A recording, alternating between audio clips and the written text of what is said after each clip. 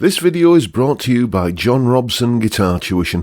If you enjoy the content, please consider supporting the channel by enrolling on a course, purchasing some guitar lessons or a t-shirt, or you can join my Patreon. Now, on with the show. Hello chaps, welcome once again to John Robson Guitar Tuition.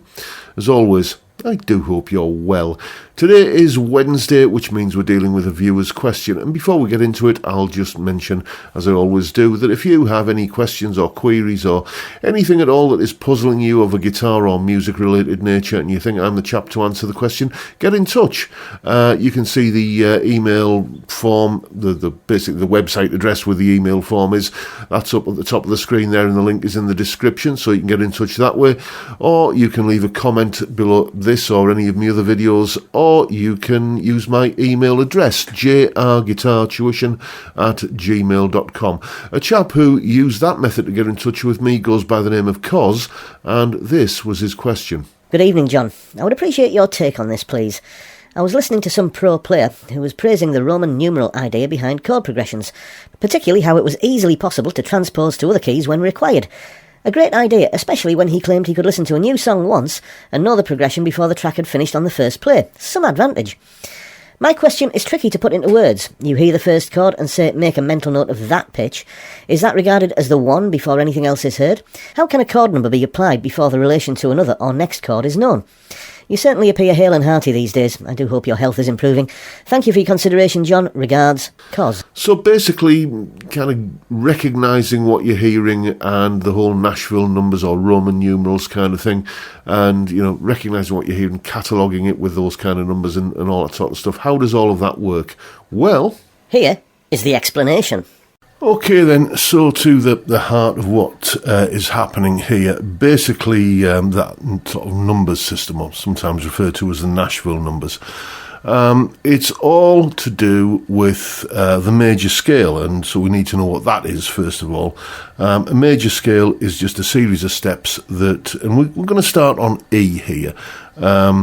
Usually in music theory textbooks and stuff, we kind of, it's explained in the key of C, but the guitar has a much more kind of E feel to it, so that's where we're going to start here. So a major scale, we start on a root note, which happens to be E, and then all major scales follow this step pattern where we go up a tone or 2 frets, and then we go up the same distance again, another 2 frets or a tone.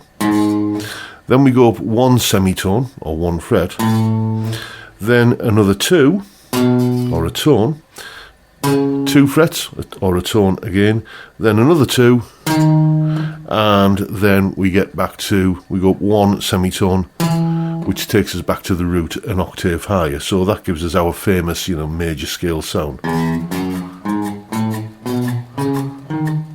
You know, when you get kind of...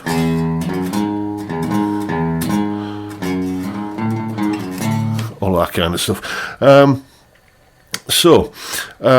Each one of those notes, which in this case are going to be E, F sharp, G sharp, A, B, C sharp, D sharp, and E, each one of those notes will give us a chord. Just as a little aside before we get into that, some people often get confused as to whether you'd call this note here, for example, an F sharp or a G flat, because it can be called both. Well, basically the rule that you use is you don't use the same letter twice, okay? So because this note here is an E, you can't call this one an E flat. You have to call it a D sharp. Because you're calling this one a D sharp, you can't call this one a D flat. You have to call it a C sharp. Then B and A. Because we're calling this one here A, you can't call this one an A flat. It has to be G sharp. And because this is G sharp, you can't call this one G flat. It has to be called F sharp.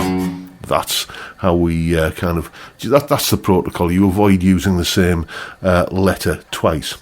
But anyway, each one of those notes, E, F sharp, G sharp, A, B, C sharp, D sharp, and E, will give us a chord. Now, in all major keys, the chords are always laid out in the same way.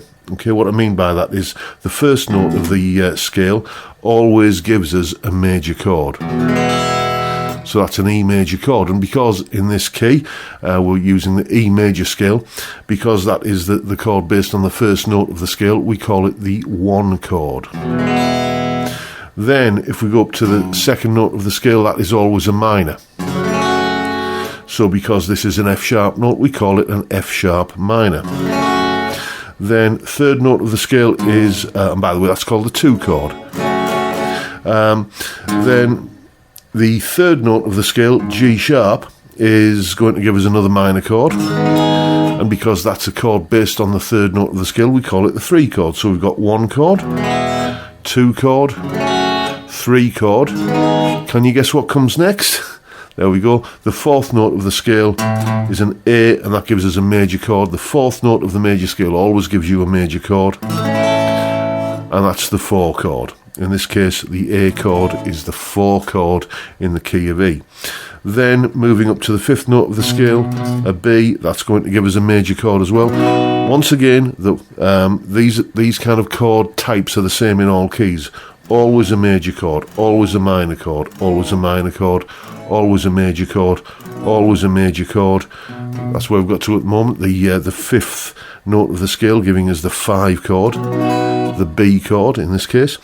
And then the sixth note of the scale will always give you a minor chord. And that is what is known as the relative minor, by the way, the 6th chord. Okay, so the key of E major, the relative minor is the key of C sharp minor. So basically what that means is you can think of the key of E major, if you kind of reorientate it so that this is the strong tonality chord, you can think of it as the key of C sharp minor.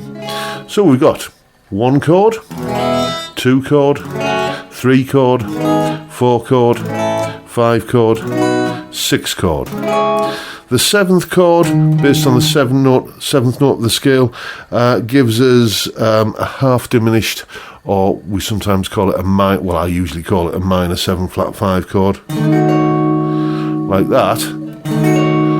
Ugly dissonant sounding chord, hence it doesn't get used anywhere near as often as the straight majors and minors. It does have its uses. You'll find it used in a lot of rock songs, but nowhere near as often as the straight major and minor chords. And then after the half diminished chord, the 7 chord, we go back to the 1 chord again, an octave higher. So here's the chords in the key.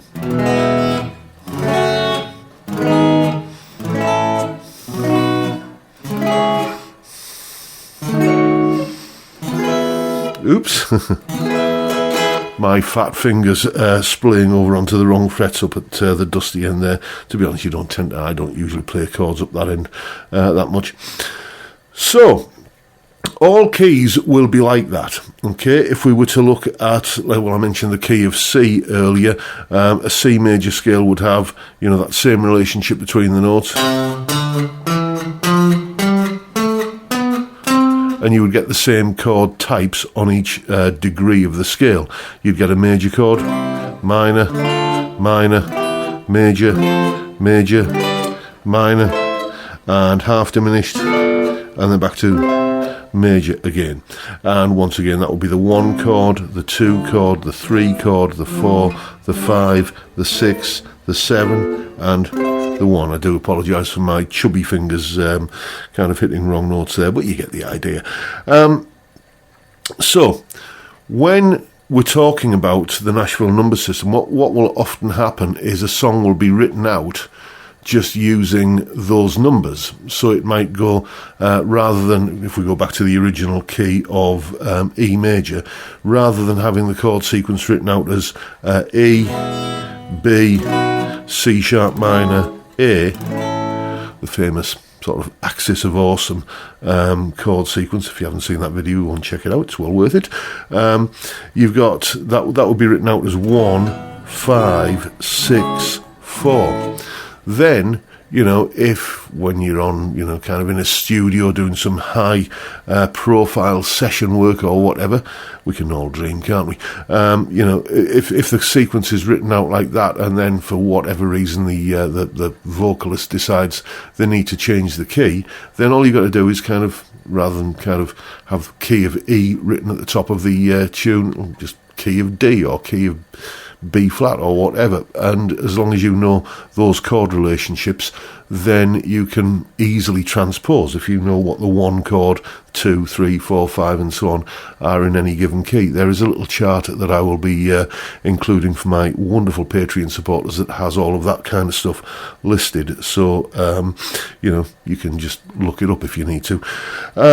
But just playing around with this for, a degree of time will get you familiar with different chord sequences, and you'll be able to recognise, as I said, that Axis of Awesome thing there, kind of where it goes from the 1 chord to the 5 chord to the 6 chord to the 4 chord, It's such a cliche that, and, kind of even talking about it has become such a cliche, but indulge me, that's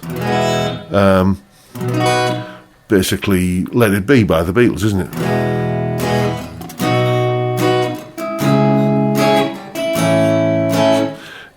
It's, Don't Stop Believing by Journey.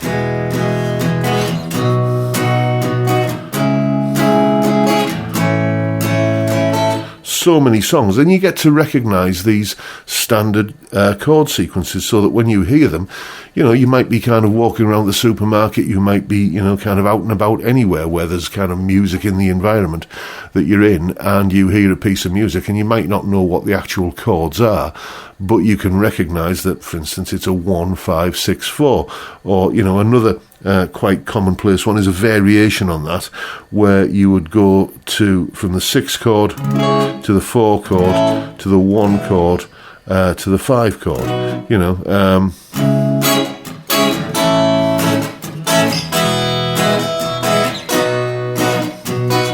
a song that would use that would be, if anyone remembers that one-hit wonder from the 90s, Save Tonight by Eagle Eye Cherry. That was something like that, wasn't it? Something like that. And because these chord sequences are effective, they get used again and again and again, and you learn to recognise them, and the more you play around with them, the more that you will gain that experience of recognising what you hear and sort of cataloguing it in your head. Then all you got to do is, get that first initial toe hold in the rock face, as it were, to get like 1 chord, and if you know the relationship between that chord and all of the rest of them that are going on in the sequence, it makes it really easy to figure out songs. It's just learning to recognise these Nashville numbered kind of off the peg chord sequences. So that's hopefully, I was going to say a brief explanation, but I've been rabbiting on for 11 minutes, but that's a relatively brief explanation of the Nashville number system and how it's organised and how you can play around with it to learn to recognise, plenty of different widely used chord sequences. Now you know what to do. Go away and have some fun with it. And as I said in that little clip there, there is a bit of a chart that has all of the chords in all keys, mapped out as 1 chord, 2 chord, 3 chord, and so on. So you can kind of look it up, or you can. Best thing to do really is to kind of work it out and then check that chart to check your answers. All of that, including that little explanation clip there, is up on my Patreon page. There's the address, and the link is in the description. $3 or £2.50 a month gets you access to all of these additional goodies that go along with these YouTube videos. A massive thank you to anyone and everyone who supports me in that, or any of the other ways, all of which are linked down in the description. And that is pretty much the video for today, folks. Hope you've enjoyed it and found it useful and informative in some small way, and if that's the case, please hit the subscribe button and the notification bell if you haven't already done so, and why not drop me a like as well while you're at it. Don't forget the live stream every Friday 5 p.m. UK time, where we drink beer and talk about music and guitars and all manner of other stuff, whatever crops up basically. It's a great way to kick off the weekend, and I'd love to see you there if you can make it. But for now, I'll bid you all a good day and say thank you so much for watching. Thank you for your time. Look after yourselves, folks. Stay well, stay safe, and above all, stay sane. Bye for now.